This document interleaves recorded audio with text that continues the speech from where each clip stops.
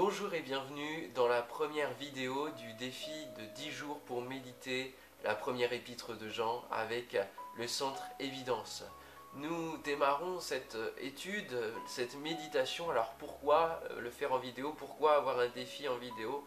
Tout simplement parce que nous sommes dans cette communion fraternelle et l'objectif c'est de renforcer notre communion avec Dieu et notre communion avec les frères et sœurs. C'est suite au message pour une église qui impacte, et ce défi est né à la suite de cela. Et la première épître de Jean parle beaucoup de cette communion avec Christ et aussi de cette communion entre frères et sœurs en Christ. Donc, comment méditer? Méditer, c'est plus que lire. Il faut lire, puis relire, puis chercher l'original des mots, chercher la pensée qui a voulu être communiquée au travers de l'épître. Et puis, il faut réfléchir sur ce qui est dit, prendre le temps de réfléchir sur ce qui est dit. Et je crois qu'au travers de ces vidéos, Dieu veut toucher plusieurs, moi-même déjà, mais plusieurs, au travers de cette méditation, Dieu veut parler, Dieu veut éclairer. Alors, soyez attentifs et laissez-vous éclairer par la parole de Dieu. Nous allons sans plus tarder démarrer la lecture et la méditation.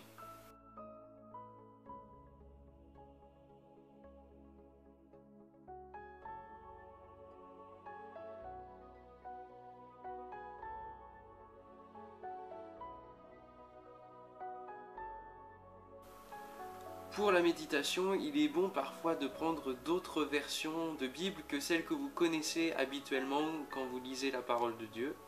Et il m'arrive parfois d'aller sur Top Bible pour voir d'autres versions, d'aller sur des logiciels et prendre d'autres Bibles, d'autres éditions, pour avoir d'autres traductions. Il est bon parfois de se déshabituer de quelque chose que l'on connaît pour retrouver le sens des mots. Je vais prendre donc la version Summer pour les 4 premiers versets de 1 Jean. Il nous est dit: nous vous annonçons le message de celui qui est la vie. Nous vous annonçons ce qui était dès le commencement. Nous l'avons entendu, nous l'avons vu de nos propres yeux, nous l'avons contemplé et nos mains l'ont touché. Celui qui est la vie s'est manifesté. Nous l'avons vu, nous en parlons en témoin et nous vous annonçons la vie éternelle qui était auprès du Père et qui s'est manifestée pour nous. Oui, ce que nous avons vu et entendu, nous vous l'annonçons à vous aussi, afin que vous aussi vous soyez en communion avec nous. Or, la communion dont nous jouissons est avec le Père et avec son Fils Jésus-Christ. Si nous vous écrivons ces choses, c'est pour que notre joie soit complète. La première épître de Jean parle de la recherche de la communion avec Christ et le renforcement de cette communion. Et cela passe au travers de plusieurs domaines différents de la vie, plusieurs thématiques qu'il va aborder, comme l'amour fraternel, comme l'obéissance à la parole de Dieu, être en communion avec le Saint-Esprit. Et il expose le lien entre la foi et le comportement au quotidien en rapport avec cette foi. Alors, vous le remarquerez certainement, il n'y a pas de salutation dans cette lettre, elle démarre tout de suite dans le vif du sujet. On pense d'ailleurs que cette lettre a été écrite donc par Jean et qu'elle a été transmise d'église en église à son époque. Et d'une manière étonnante, elle démarre avec le pronom, la première personne du pluriel « nous ». Et c'est un véritable échange, c'est une entrée en contact avec le lecteur qui est proposée ici. C'est une lettre véritablement, une lettre qui délivre un message extraordinaire, attesté par ceux qui ont vécu avec Jésus et par ceux qui l'écrivent, qui écrivent cette lettre, parce qu'ils ont été véritablement avec Jésus-Christ. Jean d'ailleurs était le disciple bien-aimé de Jésus. C'est celui qui se penchait sur sa poitrine, qui écoutait le cœur de Jésus battre. Et il ne sait pas que ce qu'il écrit va traverser les siècles et va atterrir entre les mains de ceux qui croient à ce message aujourd'hui même. Nous l'avons vu, nous l'avons entendu, nous l'avons contemplé et nos mains l'ont touché. Lorsque j'ai lu ce passage, cela m'a fait vite penser au moment où les disciples de Jésus l'ont rencontré alors qu'il était ressuscité. Et il va dire à ses disciples, et notamment à Thomas, celui qui avait du mal à croire: « Avance ici ton doigt et regarde mes mains. Avance aussi ta main et mets-la dans mon côté. Et ne sois pas incrédule, mais crois. » Jean chapitre 20, verset 27. Cette lettre est une invitation à vivre ce que les disciples ont vécu de près. Nous vous l'annonçons à vous aussi, afin que vous aussi vous soyez en communion avec nous. Tout ce que nous avons vécu avec Christ, nous désirons que vous le viviez à votre tour. Ils transmettent le relais à chacun d'entre nous, à chacun de ceux qui lisent ces versets. Et vous, connaissez-vous Jésus-Christ? Qu'est-ce qu'il a fait pour vous? Savez-vous ce qu'il a fait pour vous? Croyez-vous en lui? Entendez-vous sa voix vous appeler à lui? Il désire vous bénir et il porte un message de bénédiction. Il est venu manifester ce message, comme le dit le verset 2. Et ce message, c'est le message de Dieu son Père qui veut vous dire à chacun d'entre vous: je désire une communion avec toi. J'ai des plans parfaits pour ta vie. Et je veux te bénir, je désire ton bien. Cette communion, Dieu la vit avec des millions d'êtres humains à l'heure où je vous parle. Et il veut vous inviter à la vivre aussi à votre tour. Le mot communion, c'est le mot koinonia en grec, qui signifie tout simplement avoir en commun. Qu'avez-vous en commun avec Jésus aujourd'hui? Romains chapitre 8 verset 17 nous dit ce que nous avons en commun si nous croyons à ce message de bénédiction que Jean nous apporte. Or, si nous sommes enfants, nous sommes aussi héritiers, héritiers de Dieu et co-héritiers avec Christ, co-héritiers de Christ, si toutefois nous souffrons avec lui afin d'être glorifiés avec lui. Nous sommes héritiers de Dieu, et ça c'est une super promesse.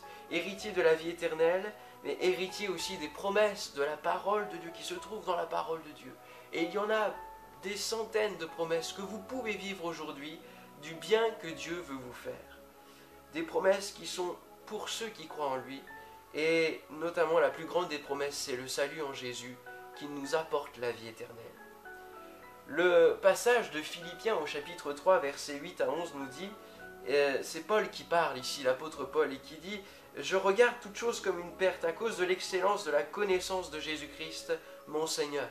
Il a découvert son Dieu, pour lequel j'ai renoncé à tout, et je regarde toute chose comme de la boue, afin de gagner Christ et d'être trouvé en lui, non avec ma justice, celle qui vient de la loi, mais avec celle qui s'obtient par la foi en Christ.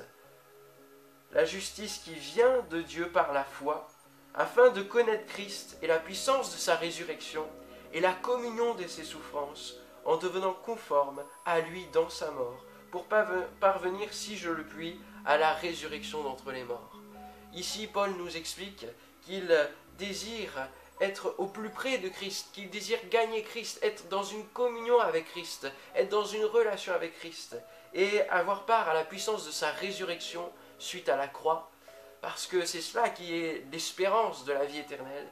Et puis aussi, cela passe par la communion à ses souffrances. Jésus, en tant qu'enfant de Dieu, ne nous a pas promis d'avoir un chemin parsemé de pétales de roses, non. Mais ce qu'il a promis, c'est d'être avec nous lors des difficultés que nous pouvons traverser dans notre vie. Et des difficultés que nous pouvons traverser en tant qu'enfants de Dieu, en tant que chrétiens, en tant que disciples de Christ. Les souffrances de Jésus. Jésus a souffert le rejet du monde. Le monde n'accepte pas ses valeurs, n'acceptait pas son message, n'acceptait pas sa nouvelle vision des choses. Et de même, le monde n'acceptera pas nos valeurs, notre vision que nous avons en Jésus-Christ et les convictions que nous pouvons avoir, car nous marchons dans un sens contraire au monde. Alors aujourd'hui, renouvelons notre volonté d'être en communion avec Christ, de recevoir la vie éternelle. Redisons, Seigneur, oui, je veux aller marcher chaque jour, Seigneur, pour recevoir la vie éternelle, pour être en communion avec toi, pour te gagner, pour être tout le temps avec toi, connaître la puissance de ta résurrection dans ma vie, mais aussi connaître la communion de tes souffrances et être aidé par toi. Acceptons le merveilleux message qui nous est adressé. Vivons tous cette relation avec Dieu dans la prière dès aujourd'hui et que cela soit un sujet de joie pour chacun de vous. N'hésitez pas à partager cette vidéo si vous le souhaitez. Et on se dit à demain déjà pour une nouvelle vidéo et la suite de cette méditation de la première épître de Jean. Que Dieu vous bénisse et que nous puissions être ensemble en communion autour de la personne de Christ. Que le Seigneur vous bénisse abondamment pour cette journée et à demain.